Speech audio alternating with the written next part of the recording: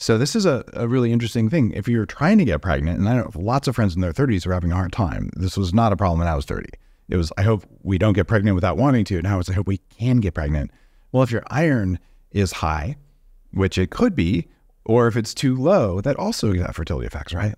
Absolutely. So high iron can cause infertility, decreased sperm mobility, decreased sperm count in men. In females, it can cause just infertility, damage to the ovaries.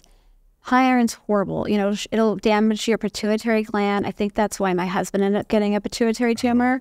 But the pituitary gland is what really controls your hormone levels, your sex hormone levels. However, it is so essential, going back to your point about you have to do the labs. That's why it's so important that everybody get their labs and the iron panel and the CBC, and they're looking closely, because there's research, and I have this in my book, The Iron Curse, that you do need to look closely at that iron before you get pregnant, because if you are low in iron leading up to pregnancy and through the first 30 weeks of your pregnancy, which many women are, because either they go into pregnancy anemic or pregnancy just causes them to become low in iron, because when you're making another human being, it's like a very nutrient it's mineral intensive. It's everything intensive, you know. And the baby gets, you know, the fetus gets priority. So, but if you don't have any iron to give, then the fetus is not going to get it. And they are more likely to have a lower IQ for the rest of their life, like under 70 low.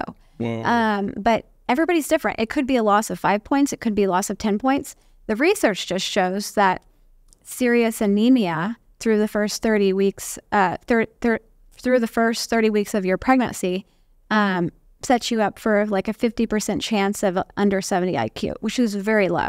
So not only are they more likely to have a lower IQ, but they're also more likely to have ADHD, because if you don't have iron, you're not going to be able to make dopamine. And if you don't have dopamine, you're not going to be able to focus or create neurons in your brain while your brain is developing.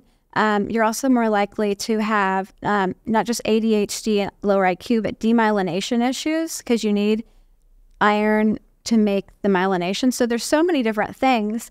And it's not just leading up to pregnancy, which is crucial, but it's during pregnancy. And then it's young children that are dealing with low iron that are not being diagnosed with this. And they often get misdiagnosed with having ADHD and then be put on ADHD drugs, when really their issue is they don't have enough iron to make dopamine.